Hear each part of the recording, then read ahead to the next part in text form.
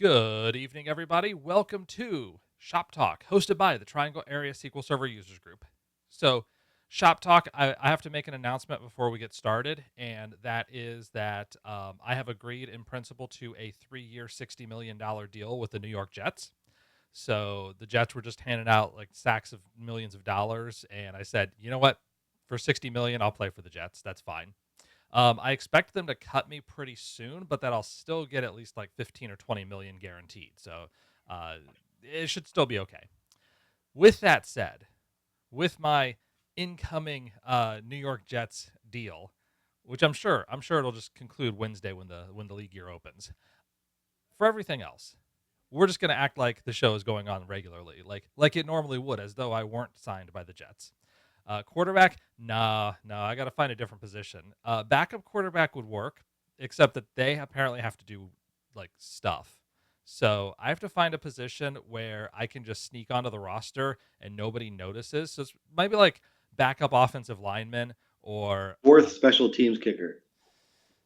the problem there is you're not going to get enough money. You got to find you have to find that really sweet spot where you're not actually doing much, but you still get paid pretty well. Like maybe like fifth wide receiver, sixth wide receiver. That person who every once in a while you remember that they're on the roster, but if you play it right, they may not remember you're on the roster for a little while and be like, wait a minute, why is that guy still on the roster? Didn't we cut him already? No, I'm still making game checks. So that's my plan. We're gonna see how that works out. We'll see. But in the meantime, Shop Talk is our opportunity every other week to have a chance to chat, have a chance to talk about what's going on, and usually a chance to rant and sometimes rave, mostly rants. It's also a chat driven show. So, welcome, chat. Welcome, everybody. Welcome, Mike, the one and only Mike Christensen. How are you, Mike? Hello. Well, thanks. Hi, everybody. Excellent, excellent. So we've got Mike in here. We've got me in here. You can see Mala and Tracy are not here tonight, but they'll be back at some point. There are a couple of items on the agenda for tonight. I actually don't have a lot, so we're going to see if we can stretch this out to a full hour. But in case there are items from chat, this is a perfect opportunity to make mention that, yeah, this is a chat driven show. So ostensibly, we take questions from chat. We sometimes provide answers to chat. Occasionally, they're even correct answers. There's no guarantee on correctness, of course. Your mileage may vary, terms and conditions may apply, and past results are not a prediction of future performance. I think I've got all of the disclaimers out of the way, and welcome in, Anders. Good to see you here. First item on the agenda is Raleigh Day of Data 2026.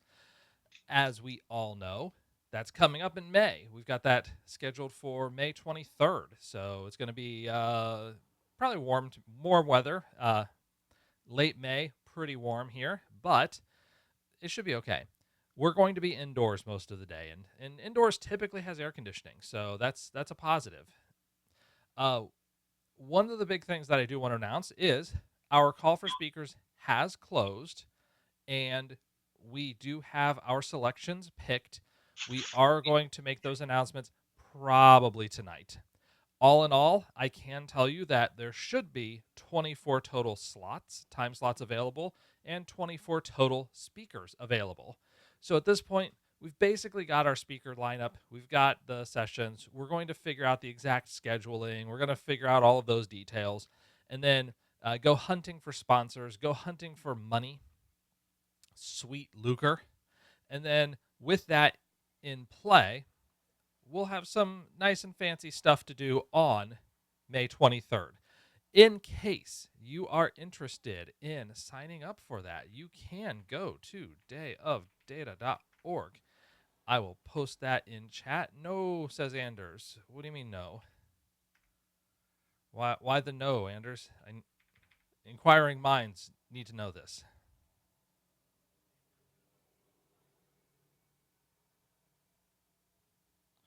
Unless, of course, Anders forgot to apply, which that will happen. Don't be like Anders in that way, I guess. Maybe in other ways. I don't know. That we can debate that. But There may be, I don't know, there might be a bonus slot available, or somebody may drop out or something. So we'll see. We'll see. However, even if you're not speaking, would be great to have you here. Yeah, make it to one without speaking. Yeah, just come on down. Just swing on by, Anders. In case you are interested, by the way, event season has started. So we had Data Tune that came just this past weekend, which was really good. It's out in Nashville, and they did a fantastic job of it. Ed Pearson and company. Really good, well attended, great conference. Coming up, we have Data Saturday Chicago is next week. So that's not on this list because it's SQL Saturday / Day of Data. And so it's further down on the list here. But Atlanta BI, this is coming up right after FabCon. If you're going to be in Atlanta for FabCon or SQLCon, stick around for SQL Saturday. I will not be there for FabCon or SQLCon, but actually I will be there for the SQL Saturday. Then we have Richmond coming up in April. So Richmond has picked their sessions as well. Yep, they have come up with their schedule, so they've got their list. Looks like they might not have the actual times, but you can see who is presenting and what they're presenting. So you can get an idea of what's going to be on the agenda for this. And that's coming up in just about a month, actually. There is one in Haiti. Yeah, there's a SQL Saturday that usually happens in Haiti once a year. I think typically it's virtual because Jean Joseph usually is heavily involved in it. But this one, I'm not sure if it's going to be in person. Nope, it is virtual. Okay, so the SQL Saturday Haiti is virtual. It's a virtual event this year, but it's going to be most likely in French. So I think that at least one year it was in person. What I'm really hoping for is for Costa Rica to have another event one of these years, because I would love to get back down there and do it in the context of business. Hoping weather holds up in Chicago. Yeah, that would be nice. Would be good to have decent weather, or at least not terrible weather. And wife's birthday is on May 23rd, so probably not going to happen for me. You could just bring your wife to Raleigh Day of Data. That seems like the most obvious choice. That's the only reasonable choice available. Nothing bad could possibly come from that. That's a great spousal idea. It's a great idea for that. I should apply for Oslo, but already have 2 international travels lined up this year. I looked at Oslo. I was hoping that there would be an event right around the same time as NDC Oslo, which the SQL Saturday for Oslo is like 2 weeks before, or maybe it was Data Saturday. It's Data Saturday because it's Europe. So the Data Saturday was a little bit before the. There's one in Gothenburg that's just a little bit late. Like it's also the week before Oslo, so it would have been being out there for a full week afterwards. So it would be a little tough. But Raleigh Day of Data, number 1143. We are right here. We're going to have, as I mentioned, 24 total speaker slots. And assuming that we get 24 speakers to show up, then we're going to have 24 sessions. So that'll be neat. Other events, I mentioned Richmond in a month. Houston AI-lytics Day is just about a month and a half from now. We have Jacksonville, which is on May 2nd. So that's coming up as well. All of this stuff happening in the next couple of months. So stay tuned for that. If you do want to volunteer for Raleigh Day of Data, reach out. We are open to volunteers. We kind of have an agenda or a plan mostly set for preparations before the day of. So a lot of this is day of volunteers, just helping direct people around and making sure that everybody gets where they need to go. Fortunately, we've done this enough years that there's enough muscle memory involved. All right, so that was our first topic, which is the speaker announcements. So if you did submit to Raleigh Day of Data, you should find out in the next day or so whether or not we have selected you. There's a good chance the answer will be yes if you are listening to this. If you are a real human who is a real person doing real person things, there's a pretty good chance we have selected you. Unless you're Anders. Just got my ticket for it. Excellent. Well done, Anders. Speaking of which, if you do want to sign up for Raleigh Day of Data, I should note you can go onto the website and select register now. That's going to take you to Eventbrite. And over here on Eventbrite, you can notice that there are, in fact, free tickets. You can also pay a small amount of money, $17.85, and that will give you lunch. We're probably going to do alpacas again for lunch this year. So, planning on doing that. We're probably going to have fewer donuts this year. So, we will not send people home with boxes of donuts because I way over provisioned on donuts. But otherwise, fairly similar to what we did last year, maybe with fewer mistakes. We might make some new mistakes in different directions and try to shake things up a little bit. So that's the plan. Speaking of plans, there's an article that Mala gave me. So I'm going to drop the link in here. It's entitled The Illusion of Building. And it's an interesting article. Basically, it gets to the idea of you're going to eat alpacas? Yes. Yeah, we normally have alpacas because that's one of the favorite places I like in this area that you don't get in a whole bunch of other places. So the Peruvian roast chicken, first, it's good. Second, you don't find that at a lot of other SQL Saturdays or Days of Data or Data Saturdays or any other events of that sort of name. So I like it as a change of pace from the boxed lunch style that you tend to get at a lot of places, and think that it's a nice meal. It works out well. Cut the order in half because Anders doesn't eat donuts anymore. All right, now we've just got 94 boxes of donuts. Okay, so this article here, the premise is you have a lot of people who are using generative AI solutions to build applications that, hey, I built an app.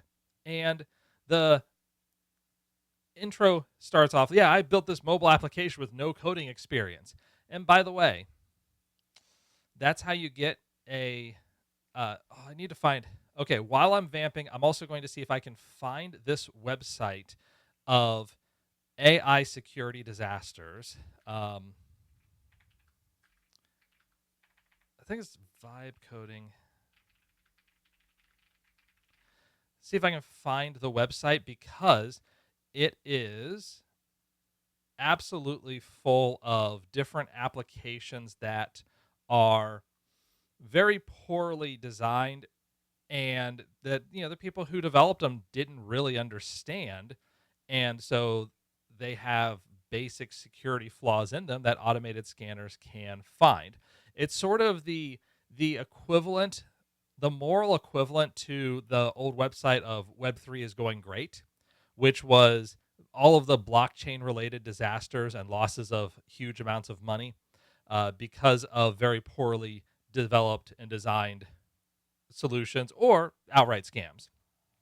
So I need to find if I can, or see if I can find this website because it is a great website for just getting a pulse check of just how bad some of this stuff can be. So, as much as human developers mess up security, does it matter? I get that. I would say yes, it still matters because humans can only mess things up at a certain scale. Once you automate messing things up, then yeah, the scale matters. Insurance companies are backing away. Exactly. Scale absolutely matters in this case because now instead of a certain percentage of people, of developers writing poor code and releasing poor code, now you have a much broader swath of people, all of whom are writing poor code or letting something write poor code and then just clicking publish because they don't understand. So I'm going to see if I can find that article as I continue on with this discussion. But I cloned Spotify in a weekend. And the premise of the story, the picture in here is that there was a video of Vietnamese content creators who built a Bugatti out of clay. And the end result looks like a Bugatti. So you might have a photo that's like, hey, that looks like a Bugatti right there, but it's made out of clay. Does the vehicle run? No, of course not. It's not a car. It's just a clump of clay. And a lot of software is basically like that. Does it actually work? Yeah, I cloned Spotify. Okay, do you have anything near Spotify's capacity for infrastructure? Do you have anything near the solutions that we need to have for basic application development nowadays? The answer is probably not. Also, the other answer is I probably need to turn on these lights. So, welcome everybody. Welcome to Shop Talk. Daylight savings time has made it so that I forget to turn on my lights sometimes. So now I'm much more lit up. So just put it in AWS. I'm sure that'll work fine. That'll scale, and I'm sure it won't run you out of money. But this concept is the illusion of building. So it's the idea that producing software, writing code is the same thing as building a solution that works. And this is not just a generative AI thing. Like Anders pointed out, you have humans messing this stuff up as well. So that's not the end all be all. Basically, I don't know. I guess what I'll get at is it is much easier, it's much broader scale for the ability to break stuff, but it is so it's not special to AI. It's just that it makes it a lot easier for you to do so. In fact, this is going to be my interim rant. So, by the way, I'll have Anders' donuts. Solomon has already claimed the remaining 94 boxes. Okay, that's fair. That is fair. So we are back up, in case you're counting. We're back up to 188 boxes of donuts, which is approximately one box of donuts per person, which I think is about right. The math in my head tells me that's right. That's about right. All right. So let me talk a little bit about Google search and then rant a little bit about Google search. And then we'll get back to the article, because as soon as I saw this bit of, oh, this is Google search, I had to rant about it because, I mean, let's be honest. Google search has gone down the toilet in the past few years. And the example on here is, well, Google search has 2 pages: text button, input button, list of results. And so it's easy. You could easily build Google search. But the challenge is making search work. And that's been a challenge for decades. I remember back when Google was good, and they took some of the data scientists and people from Google and spun them off on Cool. In case you don't remember, Cool was something like 14 years ago, if not longer, and was supposed to be even better than Google, because it was going to take all of the problems that they experienced with Google and just get rid of all the problems and do it the right way. It ended up not working out very well because the search process is hard and they weren't very good at it. Despite being very good at search, being people who specialized in search, they just couldn't get it to work well. And Cool failed pretty quickly. Well, that was at a time when you could reasonably trust that when you typed something into Google and you pressed the button, that it would give you back an answer that made sense and was correct. There was a very high likelihood of that. Nowadays, you select search and you get the AI blob at the top that about 60% of the time is correct, 40% of the time is completely wrong. Then you start getting into the pages that are about 30% of the time correct and 70% of the time not what you're looking for. And you might, in case this rant starts to sound familiar, I'm pretty sure that I went in on this in a prior episode of Shop Talk, but here is Ed Zitron talking about the man who killed Google search. This was about almost 2 years ago at this point, but this was a great article, and the guy who was in charge of it is no longer in charge of Google search. I remember this coming out. Yeah, this was a few months later. But basically, the gist of this article gets into how Google search went from natural search being extremely good to becoming awful, becoming the mess that it is today. And it became a mess in several regards. One was that you have so many paid advertisements on the Google search page that may or may not actually relate to the topic at hand. And sometimes this is competitors. Like if you are looking for a specific brand of something, your first three items in paid search are probably competitors of that brand. And when you want the brand itself, you're like, I don't want your competitor. I don't want that.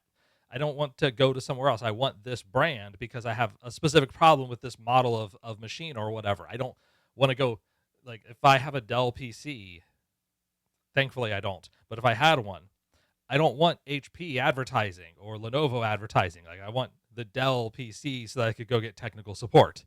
And these sorts of advertisements get in the way. They block you from seeing the results that you need to see. Sometimes they're effective, sometimes they're actionable, sometimes they're high enough quality that this is actually the thing that I want to go to, but usually they're not. Usually they're noise. They're things that we just filter out. And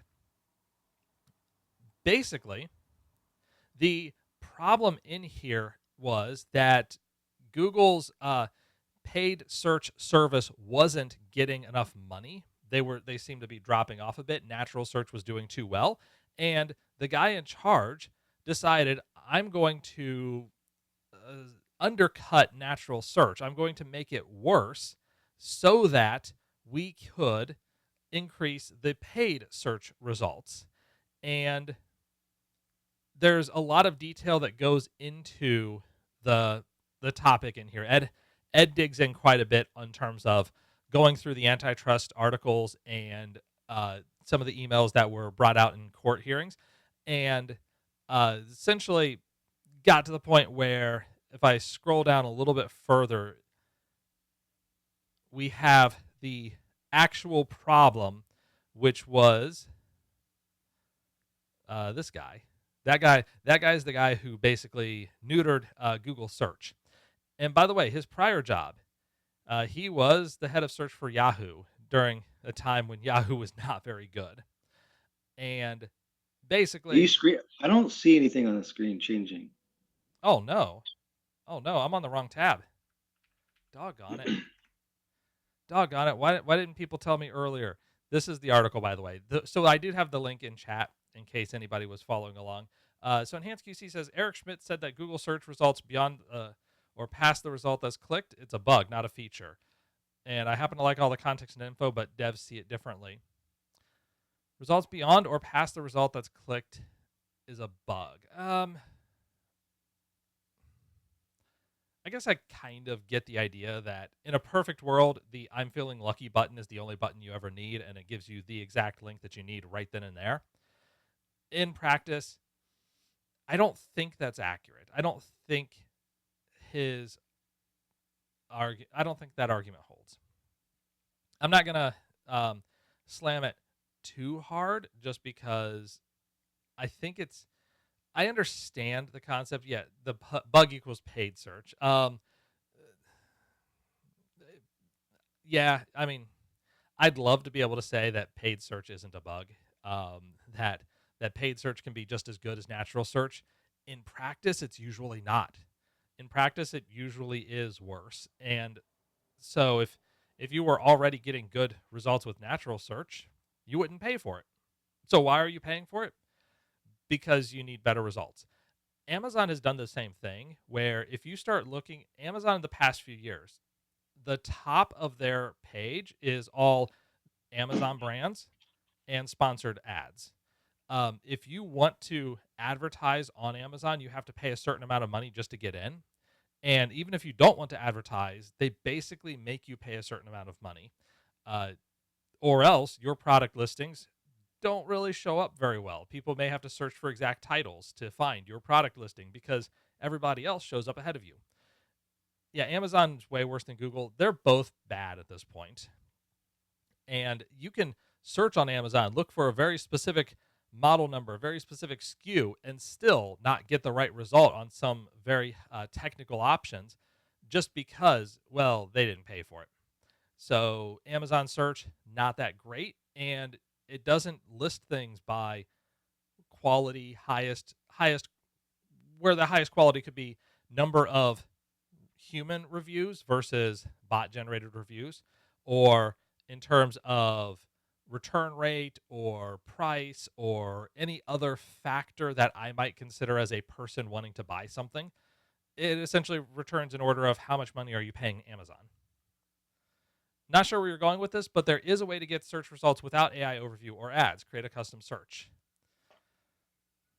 There is, and there are some services that do help in that regard. I know that there are some browsers, DuckDuckGo is supposed to scan Google providing you, without actually tying to an individual. I'm I do get that, but even the natural search has been nerfed hard. So natural search is nowhere near as good as it was a decade ago. And it's not just about proliferation of garbage content. It's actual degradation of search. I mean, it's not just old man me saying that I remember when Google came out and you could search for something and actually find something on the internet and actually find the result you were looking for. Whereas today you're struggling and it throws all these things at you, most of which is nothing like what you're actually interested in. And that's actually the gist of this article here, was getting into the why that is the case. So it wasn't some flaw in the internet. It was a practiced decision from Prabhakar Raghavan to basically push down the quality of search and make natural search worse and promote paid search as that alternative. And today we see still natural search is garbage compared to what it was a decade ago. And then they're trying to use generative AI solutions as a way of patching up some of those failures. I mean, a stripped down Google search. True, not going to fix problems with natural search, but does remove the annoying fluff. I mean, yeah, it does. It does do that. You're right, Solomon. At least I know how to do it in Chrome. Other browsers would allow you to alter how searching via the address bar works. Yes, yeah. Other browsers. I mean, most browsers are Chromium based at this point, so I would expect that all of them would do roughly about as well. But if you do have a little while to read this article, I think it's a great article of why everything is awful. And I'm going to come back to this article that I probably wasn't even showing. By the way, here's your Clay Bugatti.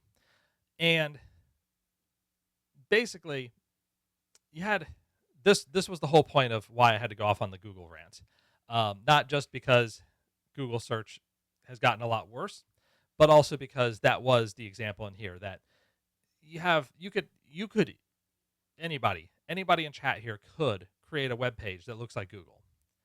The challenge is not create the web page that looks like Google. The challenge is create functionality that works, that lasts, that scales, and that continues to work over time. And I think that's the major challenge that people who are vibe coding applications just off the cuff are not really cognizant of. And I need to see if I can find that article. The irony is I'm trying to use Google search to find the article while I'm complaining about Google search and the inability to find the articles that I'm looking for. So that is a little Ouroboros of awfulness, which is the modern internet. So we have getting into this article a little bit further, kind of have basically digging into the idea of the interface fallacy. It's what a product looks like versus what a product is. It's sort of a cargo cult of application development.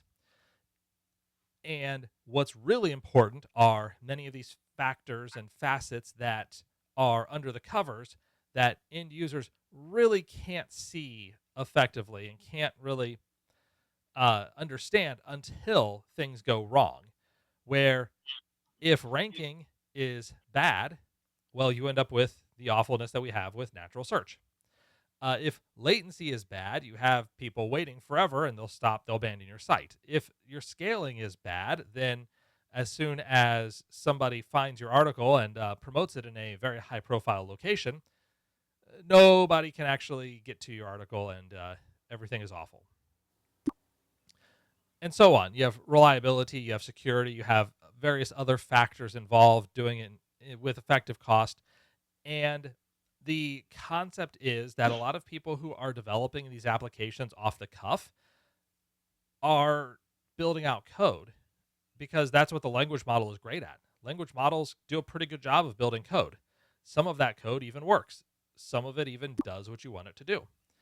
But from there, we have building out the prototype that works on your machine. Okay, we can get here. The product, this is where we start to break down because you may have difficulty in coming up with those edge cases and understanding the edge cases and in ensuring that they actually work. But making that reliable, this is a challenge. And I know that there are things like the Microsoft Site Reliability Engineering Agent that's in preview for Microsoft Foundry. Really neat idea. I'm going to see how it works in practice. I'm going to see how effective it is. It's even so, it's not a replacement for scale. It's not a replacement for understanding how to scale things. It's not a replacement for having the knowledge of systems, having the knowledge of infrastructure to resolve issues, and so on. So, where the author of this article goes is basically saying, hey, there are benefits to using AI tooling. You can build out things, especially boilerplate, especially the stuff that's the simple parts of applications, because there were enough examples that it was able to scrape and learn off of that exist on the internet. So, those are pretty effective. From there, you really have to build. So the things that make this product actually effective, reliability of the solution, operational maturity, the security of the platform, etc. These aren't implementation problems. These are things that you have to think about up front. And you have to get them as well over time. So you have to think about these things up front, but you also have to build and extend and adapt as circumstances change. And thus, this whole notion of I have built the next Spotify, I have built the next YouTube, I have built the next whatever. Not really, not really. You may have code that could be pretty good. It may actually eventually become the next Spotify. If so, cool. That's neat. But it's you have to have the product. The product has to work. The product has to build, and you have to be able to sustain it. So it's not just about I have built an application that when I click this button, it plays one MP3. That's not the end of the story. It's the whole process involved, and so that's where I think people can get a bit too over dramatic. Might be one word to use in this case. Another word to use in this case might be to say that they exaggerate the effectiveness of what you can hack together over a weekend and say, I have now built this thing. Yeah.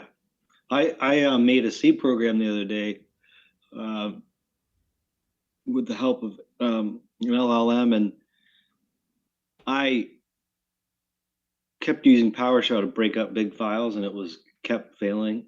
So I was like, well, I learned a little bit of C just for fun. So I did it, but it took me about iterations. But I wouldn't say it's like a program like that I would tell other people to use, or that I could box it, ship it, and be like, I thought about telling my team like I was able to do something that was useful, but I was also like, I don't know C well enough to know if this is that great, you know.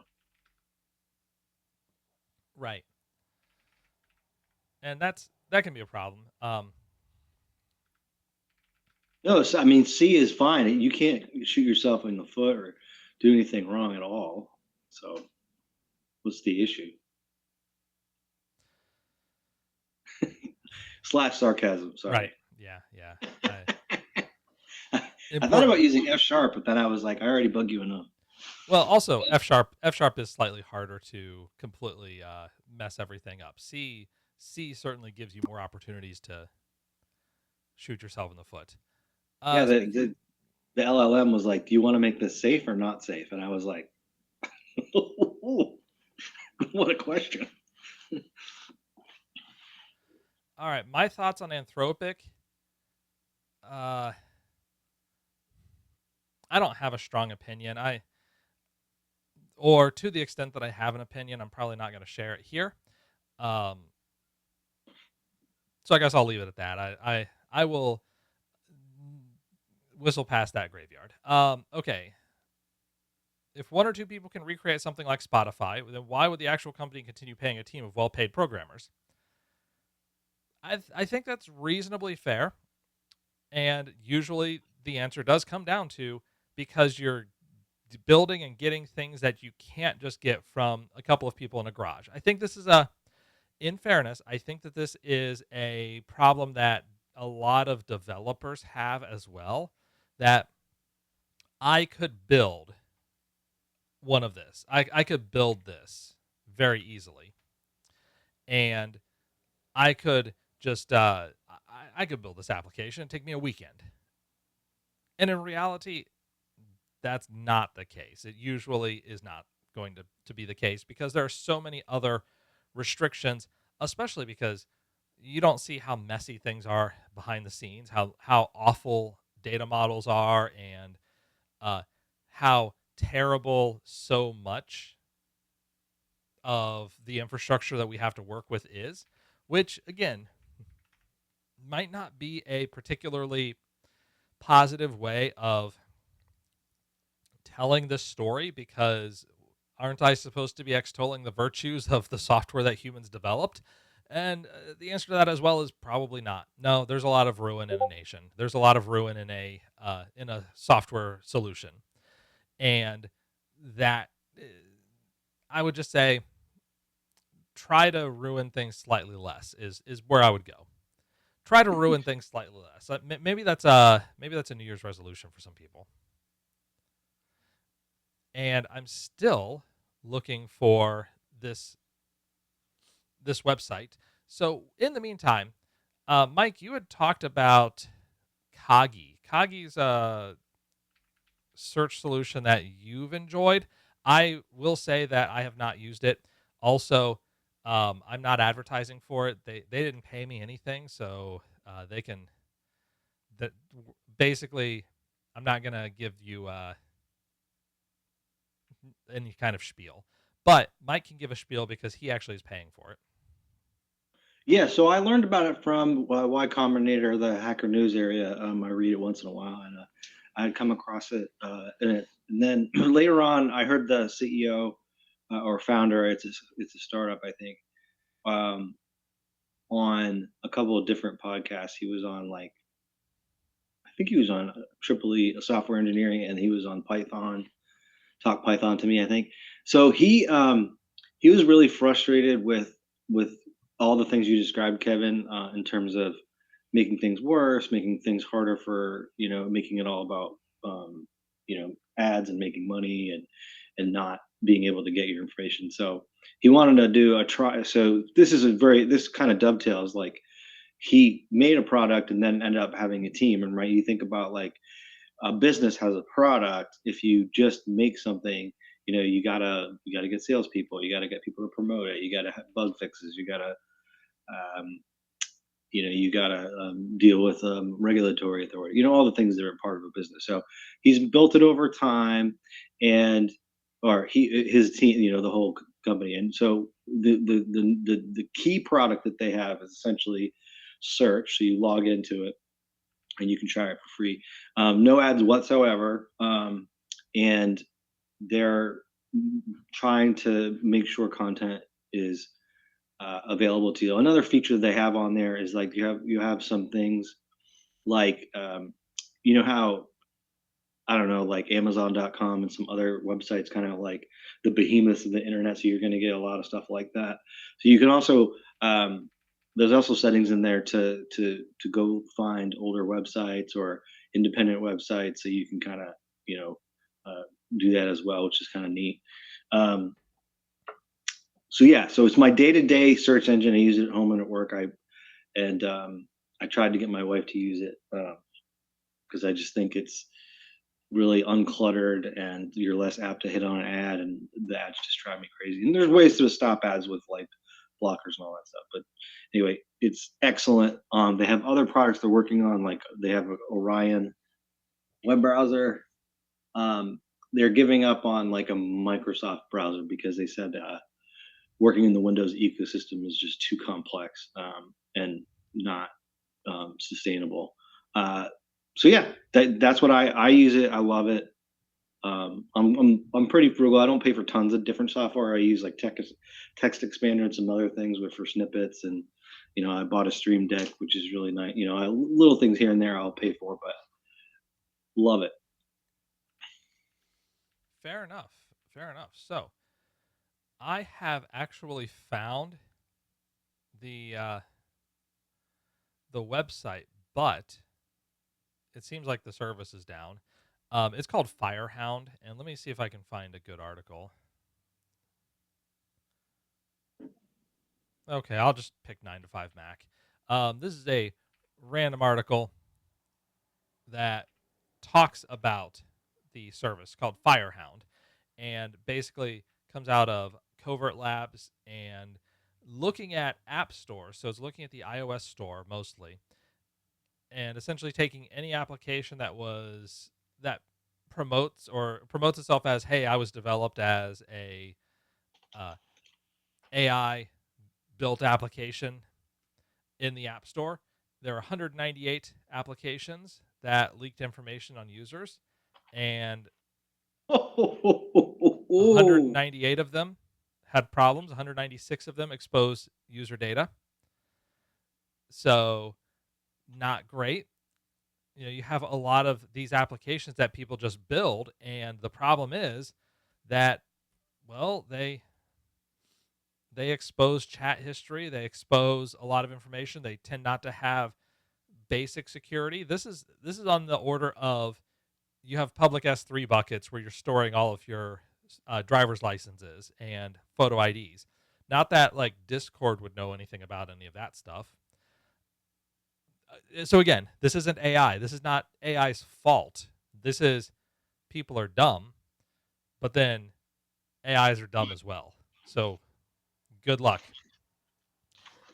And this was, I forget if Firehound was specifically iOS. I forget if they had anything Android related. I think it was just iOS, but unfortunately, website currently cannot be reached, so we can't check it out and see how awful things are right now.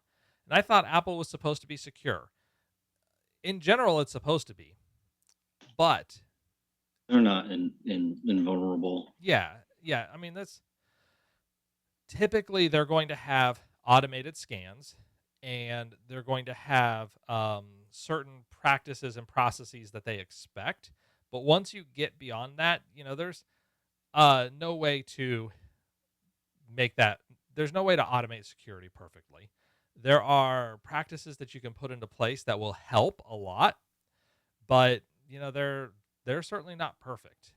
So for that reason, I'm not going to give Apple too much grief, even though, I normally will take any opportunity I can to crack a joke at Apple's expense. But I don't think it's their fault. I think it's a very challenging problem, and they do a fair number of things to try to force you in the right direction. But security is hard.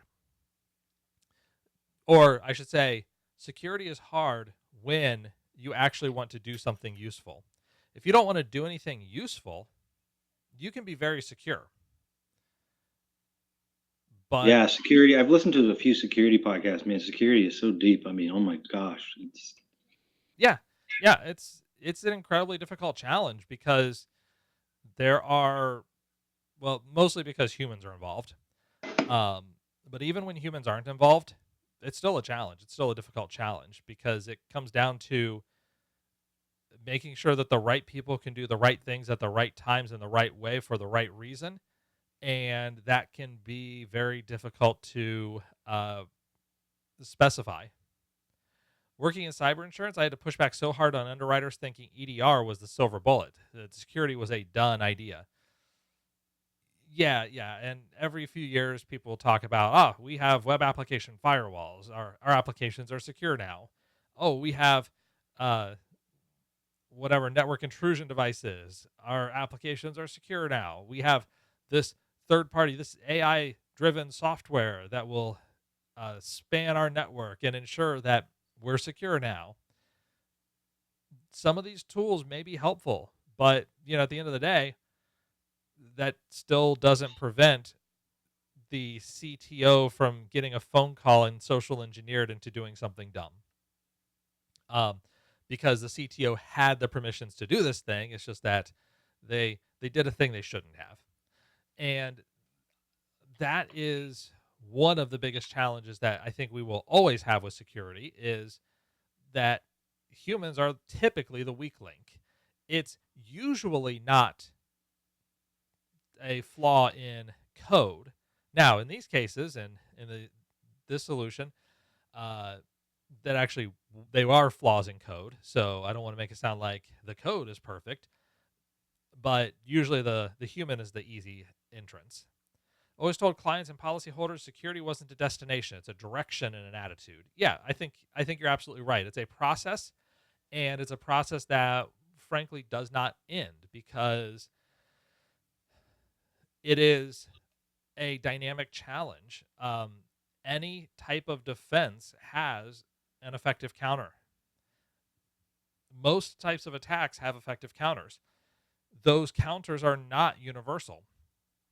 The way in which you counter a specific thing may open up other possibilities of exploitation, and so it's basically a constant game of spy versus spy or constant race.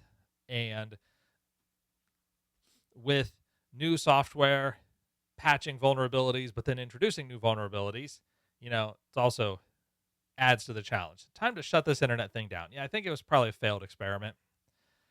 Probably for the best. Let's just all go home. We can spend some time working on VI. Going back into the wilderness seems reasonable. Seems reasonable. Get a cabin. Get a cabin in the woods. Just try not to be Ted Kaczynski. I recommend not being Ted Kaczynski for multiple reasons. There are several reasons that I recommend not being Ted Kaczynski. About 21 acres off of the Ohio River. Food, water, power. You see, you got it made. You've got everything you need right there. You got plenty of venison, I imagine. Oh, he still comes up. Yeah, yeah. Um, yeah, you got it made. A hut in the mountains of Cambodia. I can live there for $200 a month. So Andrews is going for the wise man approach. I recommend not always living at the top of the mountain, especially because it does get cold, but also making them bring food up, or I don't know, like back issues of Popular Mechanics from the 80s. And that way, that'll be the currency they pay for your wisdom. And then by the time they realize that they've been duped and that there isn't really wisdom as much as a bunch of rambling stories, they'll be too embarrassed to admit their failure, and they'll go down to the mountain and then tell everybody else, "Oh yeah, yeah, yeah, we got absolute wise wisdom, and I'm now much smarter and wiser because of it." And you should definitely do the same thing, because none of them wants to come down and admit that, yeah, I wasted my issues of Popular Mechanics from 1979. See, Andrew's got it. The trick is to dole out wisdom for people bringing you food. Yeah, I was food or Popular Mechanics. But you have to go again pre-internet popular mechanics before it completely went down the toilet. Okay, we have about 10 minutes remaining, and I've pretty much covered everything that I had on the agenda, and more. I technically didn't have some of this stuff on the agenda, but this is normal. It's a good video on someone getting using social engineering. A lot of cleverness to get close to injecting a backdoor into Linux. That'll be an interesting video to check out later. But I know that there have been a couple of them. If this is the one that I'm thinking about, this is 2 letters. It's a 2-letter application. I can't remember off the top of my head, but that it was actually put into XV. That's exactly what it is. Yes. So XV, we talked about that as well on Shop Talk because that was actually a Microsoft researcher who was doing some unrelated stuff with Postgres and was trying to figure out why things were behaving differently with his bleeding edge installation of whichever Linux operating system he was using, and uh, traced it down and figured out that there was this malicious code that was injected into XV and had actually made it into Ubuntu 24.04 pre-release. The release candidate had made it into the beta distributions of Linux Mint and a couple of others, and then had been there for months before he spotted it. And he wasn't even looking for it. He wasn't really a security researcher or anything. He was trying to figure out, why is my application performing worse when I'm testing it Postgres on this machine? And that ended up just accidentally leading to, wait a minute, what is this patch? What is it doing? And then realizing that it was actual malware. So that was one of those examples of, I think weeks away from disaster. Disaster might have been pushing it a little bit too hard of a term, but it would have been bad. I will say, if those distributions like Ubuntu 24.04 or 24.04, the release was late because of this. So they had to go back and backport to a prior known good version of XV and make sure that there were no malicious bits hanging around, and so they had to do Canonical had to do some extra work. The Linux Mint people had to do extra work. Red Hat had to do extra work, and just try to make sure that there was nothing that stuck around and got hidden in there. So it was an interesting story and kind of a good example of, I would say, the pros and the cons of open source software, where I love Eric Raymond's statement that many eyes make all bugs shallow, but I don't think it's true. I think that it's you can tell the story that, well, if that code were closed source, that nobody would have known, but at the same time, nobody did know until that late in the game when somebody just accidentally stumbled upon it. And so I think it does show just having your code be open source is not a panacea. It's not the solution in itself. There's a lot of discipline. There's a lot of process that needs to go on. And it would be interesting to see if language tools can help, if language models can help with that, for a seasoned developer to help with those code reviews. But I'd be concerned about the outputs. That, can you trust what the language model outputs? And I don't think the answer is yes. The level of knowledge of how the operating system works, etc., and the cleverness of hiding the back door in a binary test blob is just amazing. Yeah, and that's something that we've seen happen quite often. We also see, especially for drivers, where here's the driver, it's just a binary blob. Can you look into it more specifically? No, not really. You just take the binary blob on faith. Which, that's the downside of closed source software, is you are kind of taking that software on faith. And as we saw from SolarWinds, hey, guess what? Closed source software, that's not inherently better. I just don't think that open source software is inherently that much better. You need to have the people looking at code. I would say the vast majority of open source code does not have a lot of people looking into it, does not have many eyes. I think you get 1 to 2 people looking at code, 1 to 2 people who really understand it, and that can be a challenge. Yeah, for big, I was listening to the Django maintainers. They've actually raised some money as part of their not for profit to have like a fellow that's paid. So Yeah, and that but you're right. There's tons of software that's tiny and it's maybe one maintainer or a handful, but right. yeah, like some of the larger open source ones have some processes in there.